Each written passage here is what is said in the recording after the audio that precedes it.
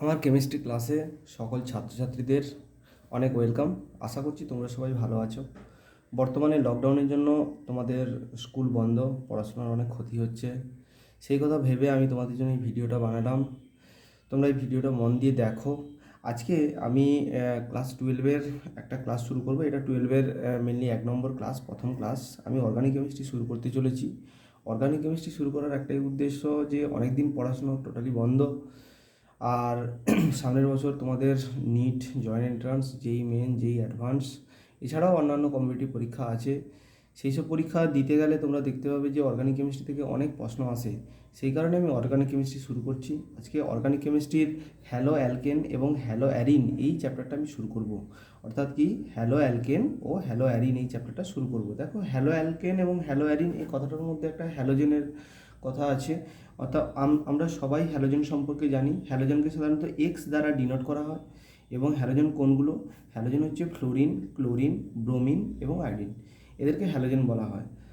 এবারে আমি যদি হ্যালো অ্যালকেনের উদাহরণে আসি, তাহলে হ্যালো অ্যালকেন CH3F, অর্থাৎ এটাকে একটা হ্যালো অ্যালকেন বলা হয়। কারণ কি না, এখানে একটা অ্যালকিল গ্রুপ CH3 আছে এবং হ্যালোজেন আছে।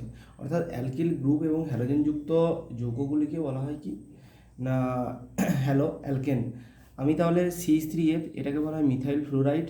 একই রকমভাবে CH3Cl অর্থাৎ মিথাইল ক্লোরাইড, CH3Br অর্থাৎ মিথাইল ব্রোমাইড এবং CH3I অর্থাৎ কি মিথাইল আয়োডাইড। এগুলোকে সবগুলোকেই বলা হয় হ্যালো অ্যালকেন। অর্থাৎ এরা হ্যালো অ্যালকেনের সিরিজের মধ্যেই পড়ছে। এটাকে, এই টোটাল চারটাকে একটা বলা হয় যে হ্যালোমিথেন।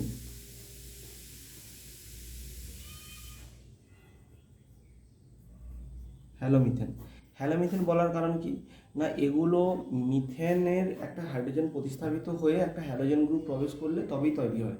অর্থাৎ কি, আমরা সবাই মিথেন সম্পর্কে জানি। মিথেনকে সাধারণত CH4 বলা হয় এবং মিথেন CH4 থেকে একটা হাইড্রোজেন যদি বেরিয়ে যায় আর একটা Cl যদি প্রবেশ করে, তাহলে কি হবে?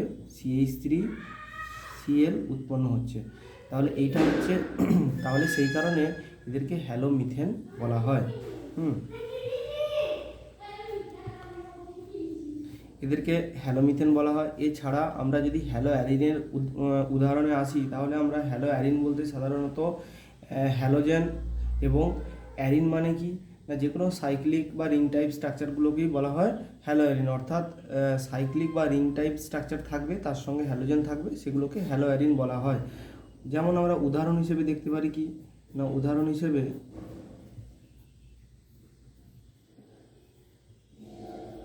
এটাকে কি বলা হয়? এটাকে বলা হয় ক্লোরোবেনজিন। তোমরা 11-এ এগুলো পড়েছো,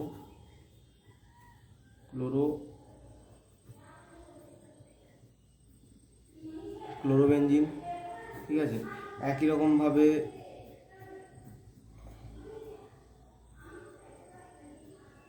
ফ্লুরোবেনজিন, একে কি বলা হয়?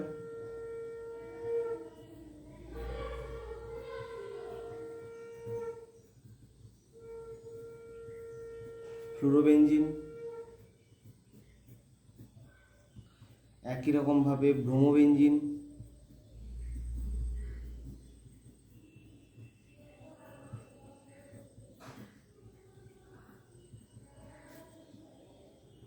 আর একই রকমভাবে আয়োডোবেনজিন। অর্থাৎ এগুলো হচ্ছে হ্যালো অ্যারিনের উদাহরণ। আর এই চারটা পুরো সিরিজকে বলা হয় কি হ্যালোবেনজিন। অর্থাৎ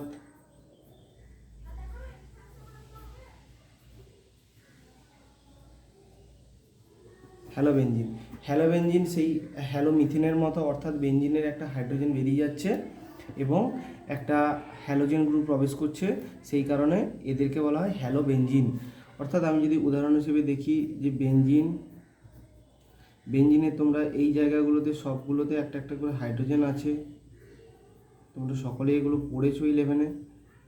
এগুলোতে সবগুলোতে একটা একটা করে হাইড্রোজেন আছে। আর এখান থেকে যদি একটা হাইড্রোজেন যদি বেরিয়ে যায় আর একটা যদি ক্লোরিন, ধরো যদি ক্লোরিন যদি প্রবেশ করে, তাহলে বেনজিন থেকে এটা তৈরি হচ্ছে। সেই কারণে এদেরকে হ্যালোবেনজিন বলা হয়। আচ্ছা, এবারে আমি এদের কিছু ধর্মে আসছি। যে এদের কি কি ধর্ম হতে পারে বা এদের বন্ড অর্ডার, বন্ড লেন্থ কীরকম হতে পারে, বন্ড এনথেলপি কীরকম হতে পারে। আমি যদি হ্যালো মিথেনের সিরিজটা যদি এক্সাম্পল হিসেবে ধরে নিই, যে দেখো CH3Cl, আচ্ছা এদের ধর্ম দেখো CH3Cl, এই CH3Clকে যদি আমি ভালোভাবে যদি লিখতে পারি তাহলে কী হবে, এইখানে Cl থাকলো আর এগুলো সব হাইড্রোজেন।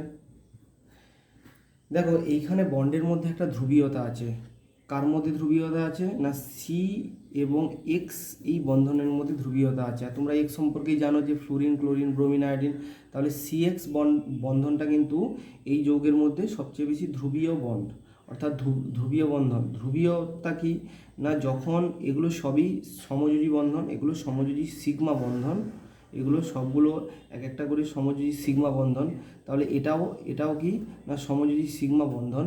তাহলে এই সিগমা বন্ধন কিভাবে তৈরি হয় না, পরস্পর দুটো ইলেকট্রন দিয়ে শেয়ারিংয়ের মাধ্যমে বন্ধন তৈরি করে এবং সমভাবে ওই ইলেকট্রনটাকে ব্যবহার করে। কিন্তু যদি ওই মানে ওই যৌগের মধ্যে যদি দুটো আলাদা আলাদা ইলেকট্রোনেগেটিভ অ্যাটম থাকে তাহলে কিন্তু তারা ওই বন্ধনে ইলেকট্রনকে সমানভাবে ব্যবহার করতে পারে না। একজন কি করে না ইলেকট্রনটাকে নিজের দিকে বেশি করে টেনে নেয়, আর অন্যজন কিন্তু ইলেকট্রন পায় না, তার মধ্যে ইলেকট্রনের ঘাটতি হয়। তাহলে যে বেশি করে ইলেকট্রন টানবে তাহলে তার মধ্যে কি হবে না ইলেকট্রন বেড়ে যাবে, আর যে ইলেকট্রন যেখান থেকে নেবে তার মধ্যে ইলেকট্রনের কিন্তু ঘাটতি দেখা দেবে।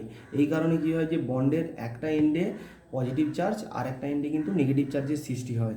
তাহলে দেখো এখানে হচ্ছে আমরা ইলেকট্রোনেগেটিভ অ্যাটমগুলো মানে কি, হ্যালোজেনগুলো হচ্ছে ইলেকট্রোনেগেটিভ অ্যাটম। এই ইলেকট্রোনেগেটিভিটি মানে কি না ওরা কি করবে, বন্ধনের ইলেকট্রনটাকে নিজের দিকে টেনে নেবে। সেই কারণে কি হয় যে বন্ধনের ইলেকট্রনগুলোকে যখনই নিজের দিকে টেনে নিচ্ছে তখন তার মধ্যে ডেল মাইনাস চার্জ সৃষ্টি হয়, আর এই কার্বনের মধ্যে ডেল প্লাস। অর্থাৎ এই কার্বন এবং ক্লোরিন, অর্থাৎ কি আমি একটু ভালো করে লিখছি বড় করে তোমাদের বোঝার সুবিধার্থে। দেখো এইখানে হচ্ছে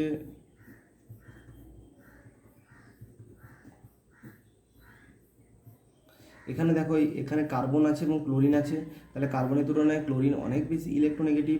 তাহলে সেই কারণে ও কী করবে, বন্ধনের ইলেকট্রনটাকে নিজের দিকে টেনে নেবে। এই বন্ধনের ইলেকট্রনটাকে নিজের দিকে টেনে নেওয়ার ফলে কি হবে না ও ডেল মাইনাস চার্জ সৃষ্টি করবে, ও ডেল মাইনাস হয়ে যাবে এবং এটা ডেল প্লাস, অর্থাৎ বন্ধনের একটা এন্ডে পজিটিভ চার্জ আর একটা এন্ডে কিন্তু নেগেটিভ চার্জ। এই রকম যদি ঘটনা ঘটে তাহলে ওই বন্ধনটাকে কি বলা হবে, ধ্রুবীয় বন্ধন। অর্থাৎ বন্ধনের মধ্যে পোলারিটি সৃষ্টি হবে, অর্থাৎ ধ্রুবীয়তার সৃষ্টি হবে। সেই কারণে এইখানে এই বন্ধনগুলোতে ধ্রুবীয়তা থাকবে। একই রকমভাবে যতগুলো আমি হ্যালোমিথেন লিখেছি সবগুলোতে এরকম ধ্রুবীয় বন্ধন থাকবে। এবারে এই চারটা যদি আমি লিখি, অর্থাৎ CH3Br, CH3I আর CH3F, এই চারটার মধ্যে বন্ধন দৈর্ঘ্যের কীরকম ভ্যারিয়েশান দেখা যাবে। এবারে দেখো এখানে ফ্লুরিন আছে, এখানে ক্লোরিন, ব্রোমিন, আয়োডিন। তাহলে ফ্লুরিন কি করবে, ক্লোরিনের থেকে অনেক বেশি ইলেকট্রনটাকে নিজের দিকে টানবে, হ্যাঁ ক্লোরিনের তুলনায়, এবং ক্লোরিন, ব্রোমিন, আয়োডিনের তুলনায় বেশি টানবে। সেই কারণে কি হবে যে এদের বন্ধন দৈর্ঘ্য অনেক কমে যাবে। অর্থাৎ যদি আমি বন্ধন দৈর্ঘ্যের কথা যদি বলি,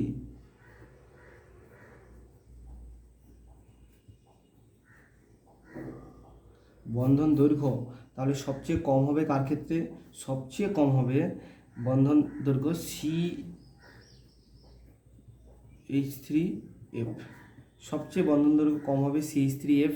তারপরে কার হবে CH3Cl, তারপরে CH3Br আর CH3I।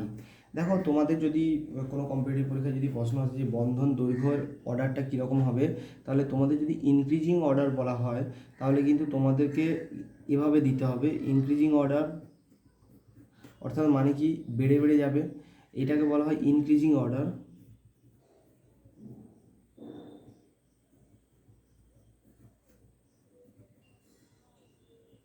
ইনক্রিজিং অর্ডার অর্থাৎ CH3I এর বন্ধন দৈর্ঘ্য সবচেয়ে বেশি হবে। এখানে যদি CH3 এদের যে বন্ধন দৈর্ঘ্যের যে ভ্যালুটা সেটা হচ্ছে CH3F এর ক্ষেত্রে 139 pm, আর CH3Cl 178 pm, CH3Br এর হচ্ছে 193 pm, আর CH3I 1214 pm। তাহলে তোমরা দেখতেই পাচ্ছ যে CH3I এর বন্ধন দৈর্ঘ্য সবচেয়ে বেশি হবে। কারণ কি, আমি আবার একবার বলে দিচ্ছি যে এইখানে কার্বন, এই যে CX বন্ধনটা আছে, এখানে কি হবে না, CX বন্ধনের ক্ষেত্রে ইলেকট্রনটা এক্সের দিকে বেশি পরিমাণ চলে যায়। সেই কারণে কি হবে না, এদের বন্ধন দৈর্ঘ্য কিন্তু যে বেশি করে টানবে তার বন্ধন দৈর্ঘ্য সবচেয়ে কম হবে।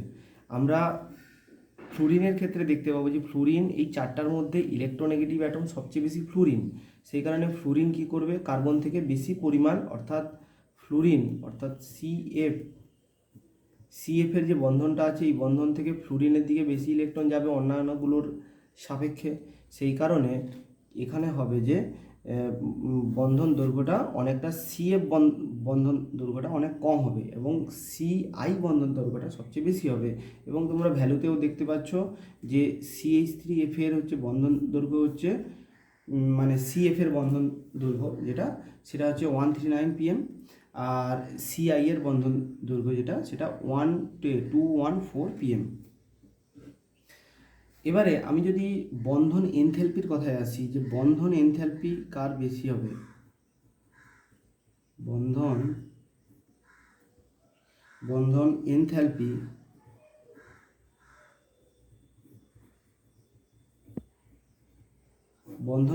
কার বেশি হবে। দেখো, বন্ধন এনথ্যালপি মানে বন্ধনটা কতটা বেশি শক্তিশালী এটাকেই বোঝায়, বা ওই বন্ধনটাকে ভাঙতে কী পরিমাণ শক্তির প্রয়োজন। তাহলে যে বন্ধন যত পরিমাণ শক্তিশালী হবে সেই বন্ধনের এনথ্যালপি তত বেশি হবে। আমরা সাধারণত জানি যে ছোট বন্ধন যেগুলো, সেই বন্ধনগুলো অনেক শক্তিশালী হয়, আর যেগুলো বড় বন্ধন বা যাদের বন্ধন দৈর্ঘ্য বেশি, সেই বন্ধনগুলো কিন্তু সহজে ভেঙে যায়। যেগুলো ছোট বন্ধন, সেই বন্ধনগুলোকে কিন্তু এত সহজে ভাঙা যায় না। তাহলে ছোট বন্ধনের ক্ষেত্রে বন্ধন এনথ্যালপি অনেক বেশি হবে, আর বড় বন্ধনের ক্ষেত্রে মানে বড় দৈর্ঘ্যযুক্ত বন্ধন যেগুলো, সেগুলোর ক্ষেত্রে কিন্তু এনথ্যালপিটা অনেক কম হবে। তাহলে সেই কারণে দেখো, এখানে CH3F এর বন্ধন দৈর্ঘ্য অনেক কম, সেই কারণে এর এনথ্যালপিটা অনেক বেশি হবে, বন্ধন এনথ্যালপি অনেক বেশি হবে। তারপরে CH3Cl, তারপরে CH3Br, আর নেক্সট হচ্ছে CH3I। অর্থাৎ যার বন্ধন শক্তিশালী হবে তার বন্ধন এনথ্যালপি অনেক বেশি হবে। আর বন্ধন শক্তিশালী কখন হবে, যদি বন্ধনটা ছোট বন্ধন হয়।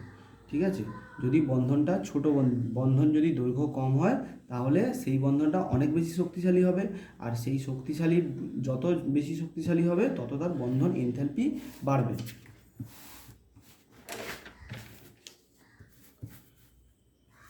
এবারে আসছি যে হ্যালো অ্যালকেনের প্রস্তুতি।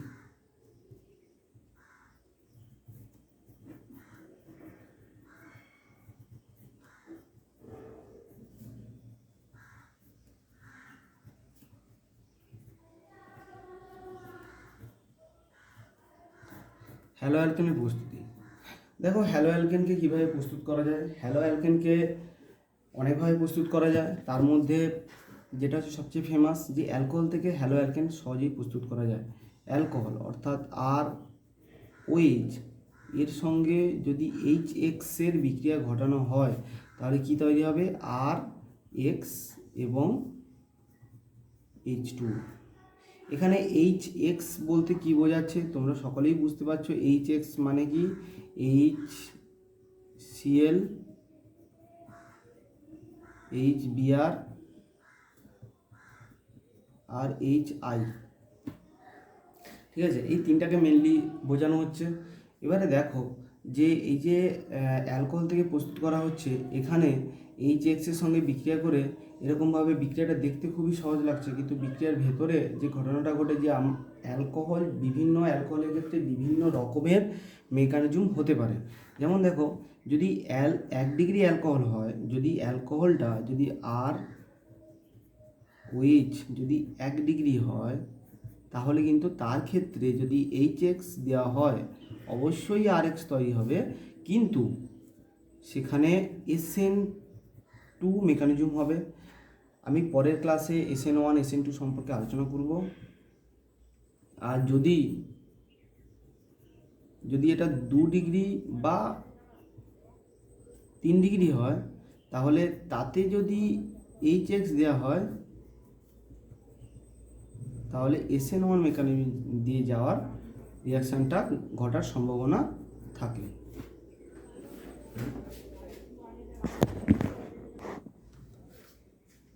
তাহলে আমি কি বললাম, যে 1 ডিগ্রি অ্যালকোহলের ক্ষেত্রে যদি এইচএক্স দেওয়া হয় তাহলে SN2 মেকানিজম হয়, আর 2 ডিগ্রি বা 3 ডিগ্রি ক্ষেত্রে যদি এইচএক্স দেওয়া হয় তাহলে SN1 মেকানিজম হয়।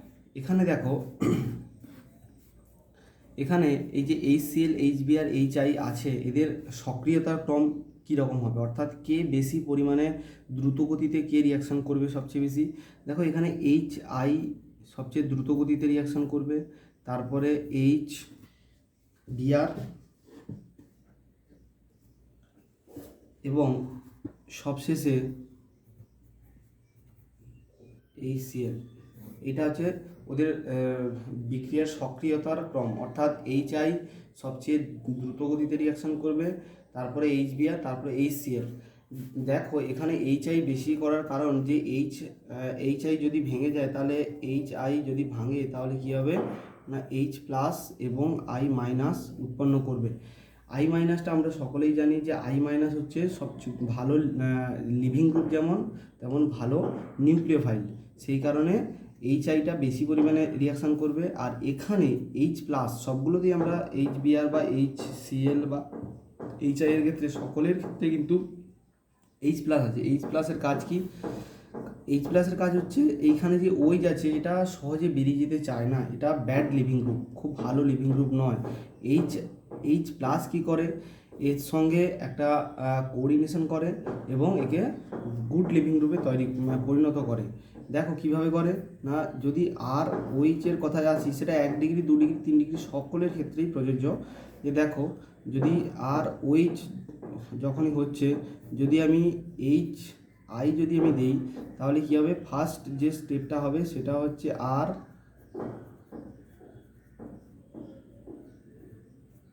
এটা তৈরি করবে, অর্থাৎ কি না, এখানে OH ছিল, এটা ব্যাড লিভিং গ্রুপ, ভালো লিভিং গ্রুপ নয়। এখান থেকে কি করবে, HI H প্লাস দেবে, H প্লাস অক্সিজেনের সঙ্গে কোঅর্ডিনেট করবে, করে এইটা OH2 প্লাস তৈরি করবে, এটা good living group. Good living group কেন না, এই যে বন্ধনের আর ও এর সঙ্গে যে বন্ধনটা আছে, এখানে অক্সিজেন কিন্তু পজিটিভ চার্জ হয়ে গেছে। পজিটিভ চার্জ হয়ে যাওয়া মানে ওর মধ্যে অক্সিজেনের ওর মধ্যে ইলেকট্রনের ঘাটতি আছে, সেই কারণে এই বন্ধনটা দুর্বল বন্ধন হয়ে যাবে, সহজে ভেঙে যাবে।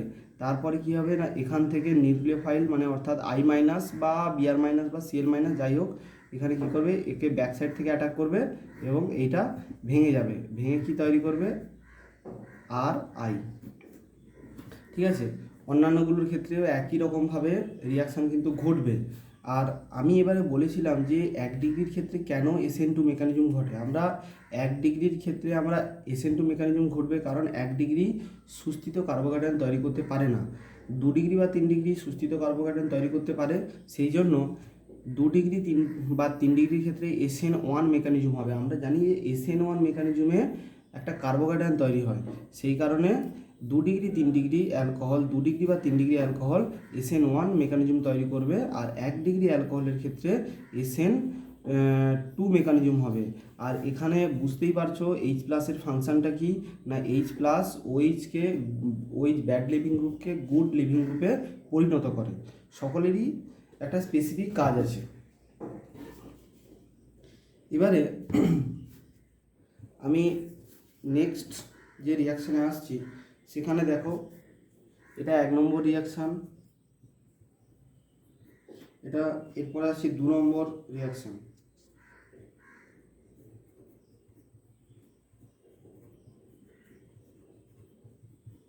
দেখো এটা ইথাইল অ্যালকোহল বা তুমি যদি আর ওইচ হিসেবেও এটাকে ভাবতে পারো, তাহলে এর সঙ্গে যদি HCl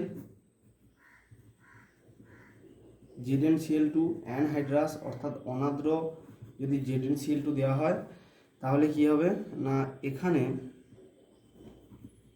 ইথাইল ক্লোরাইড উৎপন্ন হবে। ইথাইল ক্লোরাইড উৎপন্ন হবে এবং জল তৈরি হবে।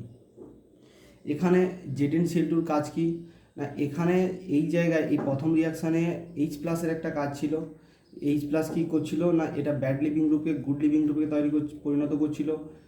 একই রকমভাবে ZnCl2 এখানে লুইস অ্যাসিড হিসেবে কাজ করছে, ধরে নিতে পারো একটা ক্যাটালিস্ট, যে কি করে না OH তো ব্যাড লিভিং গ্রুপ আমি বলেছি, OH ব্যাড লিভিং গ্রুপকে গুড লিভিং গ্রুপে পরিণত করে। অর্থাৎ কীভাবে হয় না CH3 CH2OH অক্সিজেনের মাথায়, তোমরা জানো যে অক্সিজেনের মাথায় লোন পেয়ার থাকে, এই লোন পেয়ার ফার্স্ট কী করে না ZnCl2-র সঙ্গে একটা কমপ্লেক্স তৈরি করে। অর্থাৎ OH তার লোন পেয়ার জিঙ্ককে দিয়ে দেয়, অর্থাৎ জিঙ্ক লোন পেয়ার নেওয়ার পরে এর সঙ্গে একটা কমপ্লেক্স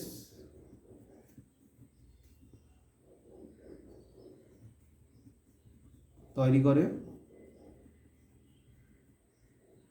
ZnCl2-। এবারে যখন Cl- এই কার্বনে অ্যাটাক করবে তখন এটা বেরিয়ে যায়।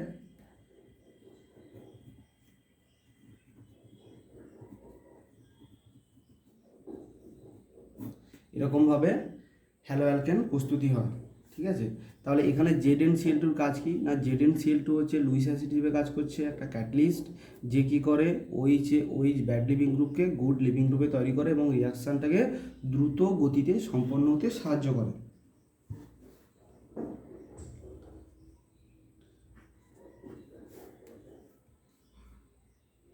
আচ্ছা, এরপরে নেক্সট 3 নম্বর রিয়াকশান কী হবে না, 3 নম্বর রিয়াকশান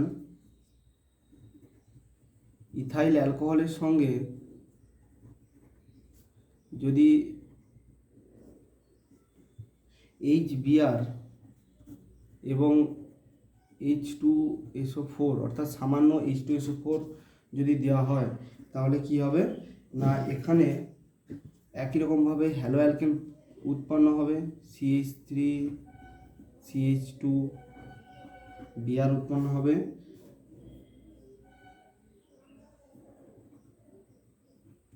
এবং জল উৎপন্ন হবে।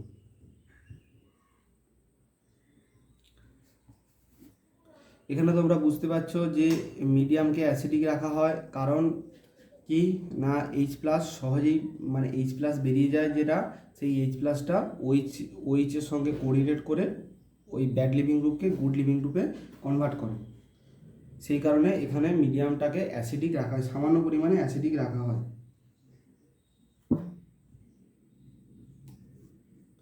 আচ্ছা, এবারে 4 নম্বর রিয়াকশান কী হবে,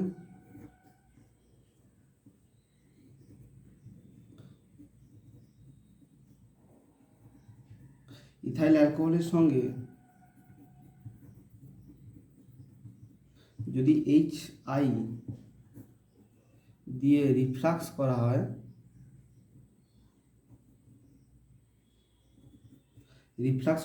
তাহলে ইথাইল আয়োডাইড তৈরি হয়। অর্থাৎ এটাও একটা হ্যালো অ্যালকেনের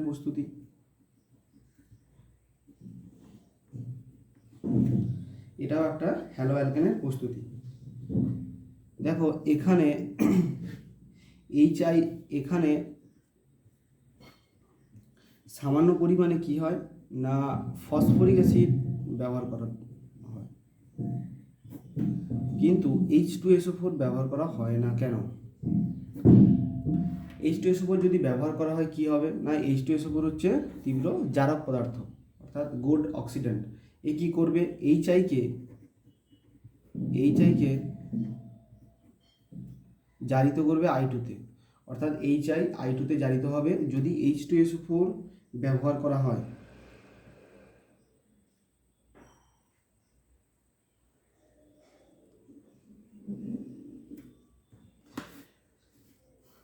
আচ্ছা, পরের ক্ষেত্রে রিয়াকশানে যাওয়ার আগে আচ্ছা আমি যদি তোমাদের এটা বলি যে এইচআই এর পরিবর্তে আমি এনএআই কেন ব্যবহার করব না,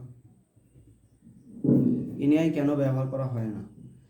এনএআই ব্যবহার করা হয় না একটাই কারণ, যে যদি আমি এনএআই যদি ব্যবহার করি তাহলে এনএআই তাহলে কী করবে, ভেঙে গিয়ে এনএ প্লাস এবং আই মাইনাস তৈরি করবে। এই এনএ প্লাস এবং আই মাইনাস কী করবে না, আই মাইনাস তো ভালো লিভিং গ্রুপ এবং ভালো নিউক্লিওফাইল, কিন্তু এখানে এনএ প্লাস থাকার জন্য এই যে ওএইচ আছে, এই ওএইচকে সহজে বের করতে পারবে না, ওএইচকে সহজে বের করতে পারবে না, কারণ এখানে অ্যাসিড বা ZnCl2 এরকম জাতীয় কিছু নেই, ওএইচটা ওএইচ হিসেবেই থাকবে। সেই কারণে এখানে আই মাইনাস যখনই অ্যাটাক করবে তখন কিন্তু এইটা কিন্তু বেরোবে না, এইটা ওএইচটা কিন্তু সহজে বেরোবে না। ওএইচ কারণ বেরোবে না, যে ওএইচ হচ্ছে ব্যাড লিভিং গ্রুপ, ভালো লিভিং গ্রুপ নয়, তাই বেরোবে না। সেই কারণে এই রিয়াকশানটা কিন্তু ঘটার সম্ভাবনা একদমই থাকবে না।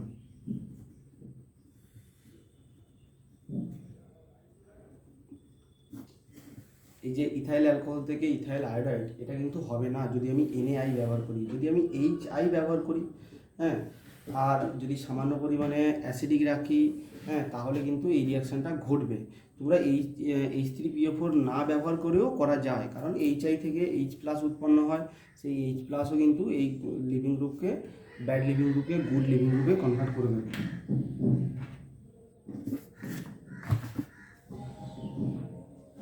আচ্ছা, পরের রিয়াকশানে আমি আসছি। এটা কত নম্বর রিয়াকশান বলে, এটা 5 নম্বর রিয়াকশান।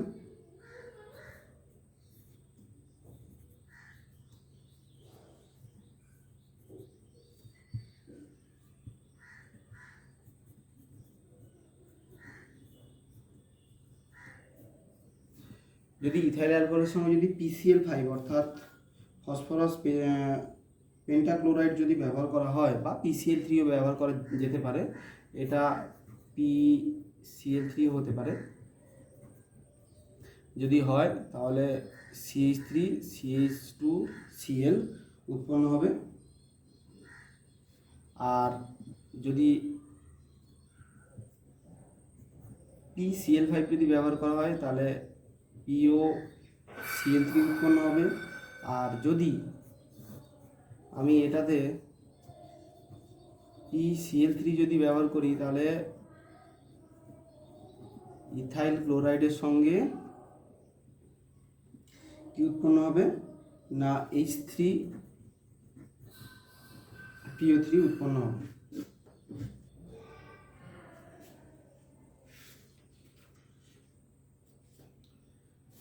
6 নম্বর রিয়াকশান, এগুলো শুধু প্রস্তুতি, তোমরা একটু পড়ে রাখবে, কারণ এইচএসে এই জাতীয় রিয়াকশানগুলো অনেক পড়ে।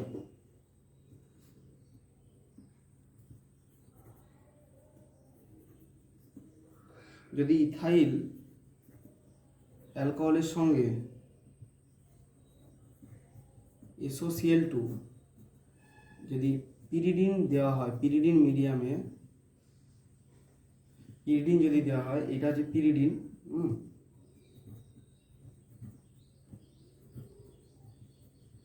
পিরিডিন যদি দেওয়া হয় তাহলে একই রকমভাবে কী হবে না, এখানে ক্লোরিন সোর্স আছে, তাহলে এখানে ক্লোরিন প্রবেশ করবে।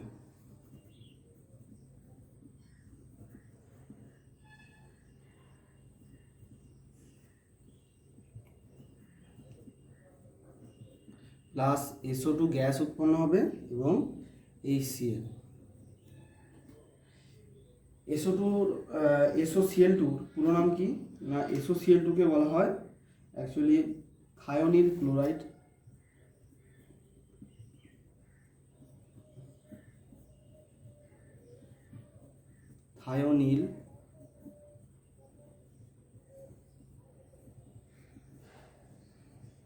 Thionyl chloride.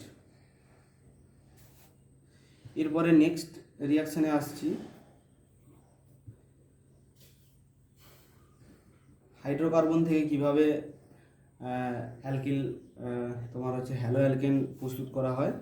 দেখো, হাইড্রোকার্বন থেকে তোমরা এটা মাধ্যমিকে পড়েছো, যে যদি মিথেনকে ক্লোরিন এবং সূর্যালোকের উপস্থিতিতে যদি বিক্রিয়া যদি ঘটানো হয় তাহলে কি হবে না, এখানে কিন্তু একটা হাইড্রোজেন বেরিয়ে যাবে এবং একটা ক্লোরিন প্রবেশ করবে। আমি যদি এখানে 1 মোল করে কন্ট্রোল রিয়াকশান করি, এখানে আমি 1 মোল দিলাম, তাহলে কি হবে না, মিথেনের একটা হাইড্রোজেন রিপ্লেস মানে বেরিয়ে যাবে এবং একটা ক্লোরিন প্রবেশ করবে। একই রকমভাবে পরের স্টেপে একটা 1 মোল আবার Cl দেওয়া হবে, H দেওয়া হলো, তারপরে আরও একটা হাইড্রোজেন বেরিয়ে যাবে এবং Cl প্রবেশ করবে, CH2Cl2। একই রকমভাবে আবার যদি 1 মোল দেওয়া হয় H এর প্রেজেন্সে, তাহলে কি হবে না, CH Cl3। আর আবার যদি 1 মোল দেওয়া হয়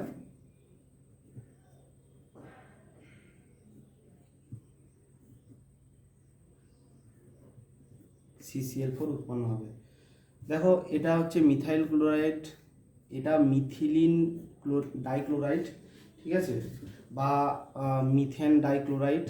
এটা তো জানো ক্লোরোফর্ম CH3, আর এটা কার্বন টেট্রাক্লোরাইড। এরকমভাবে কন্ট্রোল রিয়াকশনের মাধ্যমে কিন্তু বিক্রিয়া ঘটানো যায়। দেখো এখানে যদি একই রকমভাবে আমি যদি টলুইন নেই, টলুইন কোনটা না, বেঞ্জিন রিং, তার সঙ্গে যদি CH3 থাকে তাকে টলুইন বলা হয় অ্যাকচুয়ালি।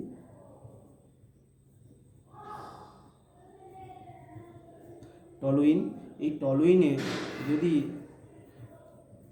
Br2Cl2 এই জাতীয় জিনিস যদি H এর উপস্থিতিতে দেওয়া হয়, তাহলে এখানে এরা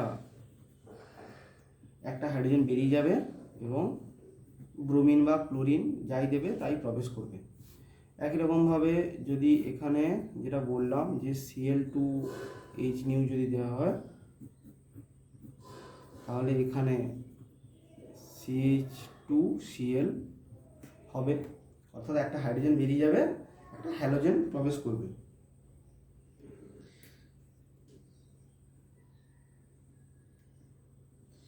এটা কি ধরনের মেকানিজমে হয়, এটা মুক্তমূলক বিক্রিয়া একটা। এই পুরো বিক্রিয়া এইখানে সব বিক্রিয়াগুলো একটা মুক্তমূলক বিক্রিয়া।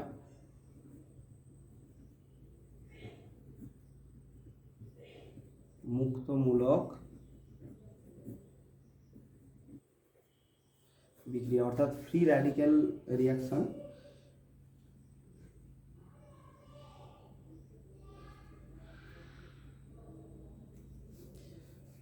দেখো নেক্সট রিয়াকশন হচ্ছে, যদি প্রোপিনের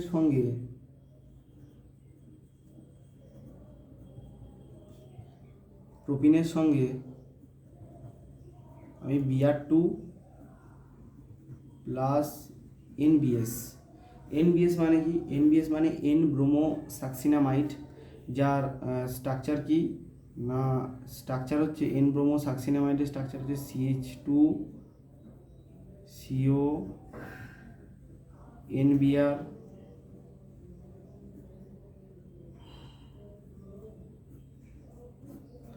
এটা যদি দেওয়া হয় এই পুরো বিক্রিয়াতে, অর্থাৎ কি না, প্রোপিন তার সঙ্গে Br2 আর NBS N ব্রোমো সাকসিনামাইড যদি দেওয়া হয়, তাহলে এখানে যদি সামান্য পরিমাণে H আর পারঅক্সাইড যদি সামান্য পরিমাণে দেওয়া হয়, H লাগবে, আর পারঅক্সাইড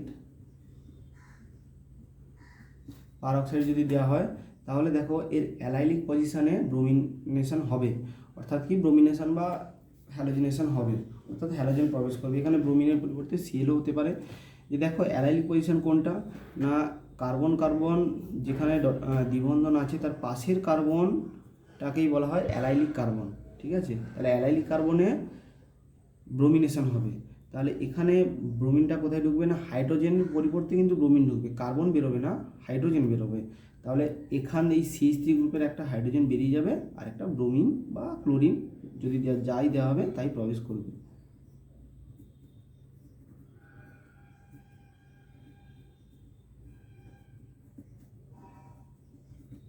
এটা দেখো, তাহলে অ্যালাইলিক পজিশন আমি কি বললাম যে দুটো কার্বন দ্বিবন্ধনে থাকবে, তার ঠিক পাশের কার্বনটা সেটা হচ্ছে অ্যালাইলিক কার্বন। আমি যদি এটা যদি লিখি তাহলে CH2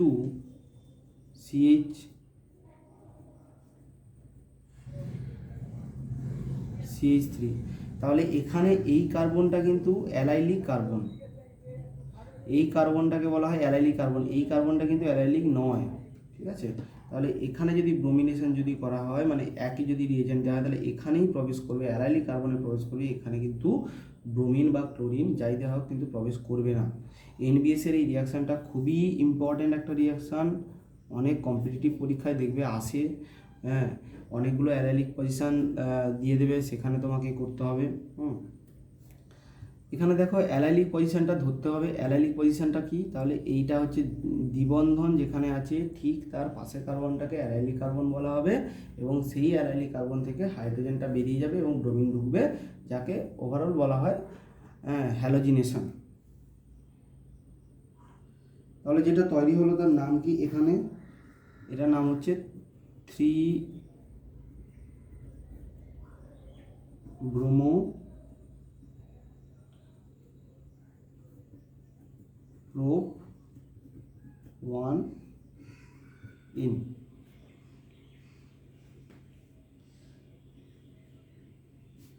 আচ্ছা, প্রোপিনের সঙ্গে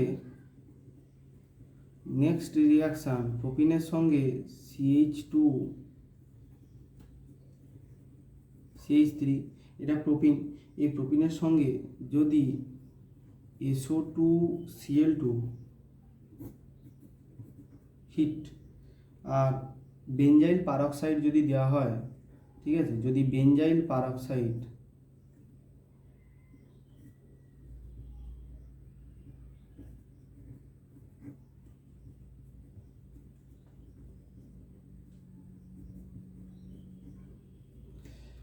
তাহলে এখানেও কিন্তু অ্যালাইলিক পজিশনে ক্লোরিনেশন হবে।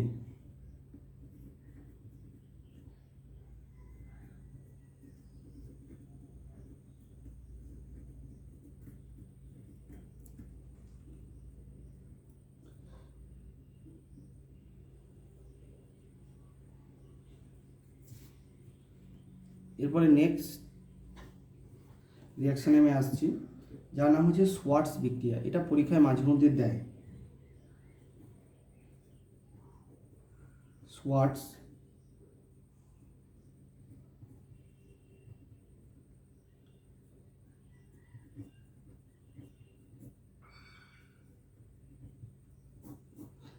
বিক্রিয়া, অর্থাৎ সোয়ার্টস বিক্রিয়ার ক্ষেত্রে কি হয় না, ফ্লুরিন অর্থাৎ ফ্লুরিনযুক্ত যে হ্যালো অ্যালকেন আছে সেটা প্রস্তুত করার জন্য সোয়ার্টস বিক্রিয়া সর্বাপেক্ষা উৎকৃষ্ট পদ্ধতি, সবচেয়ে ভালো পদ্ধতি সোয়ার্টস বিক্রিয়া। অর্থাৎ তোমার হচ্ছে হ্যালো অ্যালকেনের ক্ষেত্রে যেটা ফ্লুরো অ্যালকেন যেটা হচ্ছে সেইটাকে তৈরি করার সবচেয়ে ভালো পদ্ধতি হচ্ছে সোয়ার্টস বিক্রিয়া।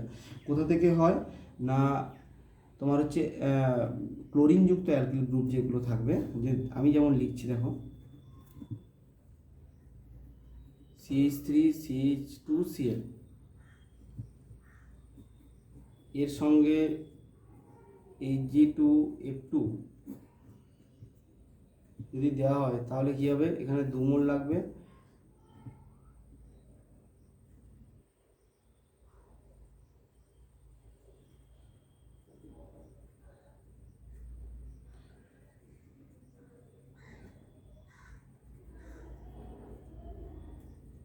এটা। তাহলে এক্ষেত্রে দেখতে পাচ্ছ যে একটা হ্যালো অ্যালকেন থেকে আর একটা হ্যালো অ্যালকেন, স্পেসিফিক্যালি যেটা মেনলি যেটা হচ্ছে সোয়ার্টস বিক্রিয়ার ক্ষেত্রে তোমার ফ্লুরো অ্যালকেন তৈরি হয়, হ্যাঁ, তোমার ক্লোরো অ্যালকেন থেকে, অর্থাৎ অ্যালকিল ক্লোরাইড থেকে, অ্যালকিল ক্লোরাইড বা অ্যালকিল ব্রোমাইড থেকে, অর্থাৎ কি অ্যালকিল হ্যালাইড থেকে, হ্যাঁ, তোমার হচ্ছে অ্যালকিল ফ্লুরাইড প্রস্তুত করার সবচেয়ে ভালো পদ্ধতি হচ্ছে সোয়ার্টস বিক্রিয়া। এই সোয়ার্টস বিক্রিয়ার ক্ষেত্রে Hg2F2 ব্যবহার করা হয়, এছাড়াও কি ব্যবহার করা যেতে পারে AsF3, SbF5 SbF3 AgF এগুলোও ব্যবহার করা যেতে পারে সোয়ার্টজ বিক্রিয়া। তাহলে সোয়ার্টজ বিক্রিয়াটা পরীক্ষার জন্য খুবই গুরুত্বপূর্ণ, এটা কম্পিটিটিভ পরীক্ষাও পড়তে পারে। অর্থাৎ তোমার অ্যালকিল ক্লোরাইড বা অ্যালকিল ব্রোমাইডের সঙ্গে যদি Hg2F2 বা AsF3 SbF3 বা AgF যদি দেওয়া হয়, তাহলে সেক্ষেত্রে কিন্তু কি হয় না অ্যালকিল ফ্লুরাইড উৎপন্ন হয়। তাহলে এই বিক্রিয়াটাকে বলা হয় সোয়ার্টজ বিক্রিয়া।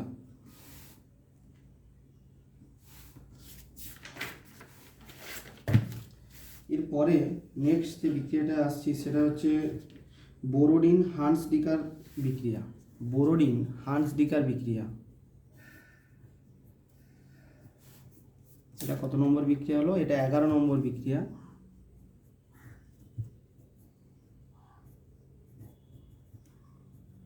বোরোডিন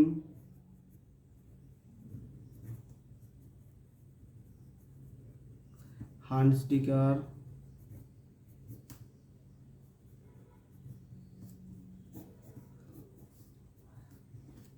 এই বিক্রিয়াটা মাঝে মধ্যেই এইচএস পরীক্ষায় থাকে। দেখো এই বিক্রিয়ার ক্ষেত্রে কি হয় না, যদি কার্বক্সিলিক অ্যাসিডের সিলভারঘটিত লবণের সঙ্গে CCl এর CCl4 এর উপস্থিতিতে ব্রোমিনকে যদি Br2 দিয়ে যদি রিফ্লাক্স করা হয়, তাহলে কিন্তু তোমার অ্যালকিল ব্রোমাইড উৎপন্ন হয়। অর্থাৎ কি বললাম আমি না, CH3COOH অর্থাৎ এটা কার্বক্সিলিক অ্যাসিডের একটা সিলভার ঘটিত লবণ, যার নাম হচ্ছে সিলভার অ্যাসিটেট।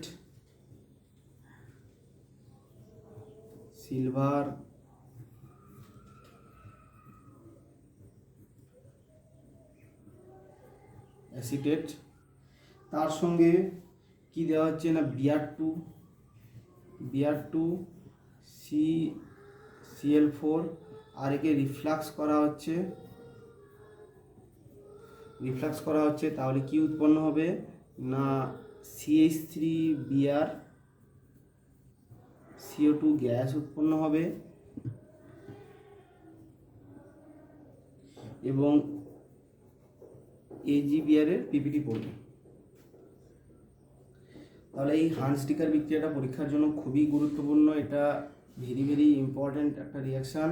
এই বিক্রিয়ায় কি হয় না, যে কোনো সিলভার ঘটিত কার্বক্সিলিক অ্যাসিডের সিলভার ঘটিত লবণের সঙ্গে কার্বন টেট্রাক্লোরাইডের উপস্থিতিতে ব্রোমিনকে দিয়ে যদি রিফ্লাক্স করা হয়, তাহলে কিন্তু অ্যালকিল ব্রোমাইড বা অ্যালকিল হ্যালাইড উৎপন্ন হয়, ঠিক আছে। আর কার্বন ডাইঅক্সাইড গ্যাস এবং AgBr এর প্রেসিপিটেট উৎপন্ন হয়। এখানে দেখো, এটা যদি এক স্টেপ আগে থেকে যদি অ্যাসিটিক অ্যাসিড থেকে যদি দেয়, তার সিলভার ঘটিত লবণ তোমরা কীভাবে তৈরি করবে? দেখো, যদি অ্যাসিটিক অ্যাসিড দেওয়া থাকে, তাকে যদি AgOH এটা যদি ট্রিটমেন্ট করা হয়, তাহলে সহজেই সিলভার ঘটিত লবণ উৎপন্ন হয়। যদি পরীক্ষায় এক স্টেপ আগে দেয়, তাহলে এভাবেই দেবে। অ্যাসিটিক অ্যাসিড সেখান থেকে সাপোজ ধরো তোমাদের পরীক্ষায় তো দিল যে CH3COOH, এখানে A দেওয়া হচ্ছে, B উৎপন্ন হচ্ছে, তাহলে B কে যদি Br2 CCl4 রিফ্লাক্স করা হয়, তাহলে CH3Br plus CO2 plus AgBr। প্রশ্ন বিভিন্নভাবে হতে পারে। তাহলে এখানে তোমাকে A তাহলে কি হবে? A সমান হবে AgOH, আর B হবে CH3COOH।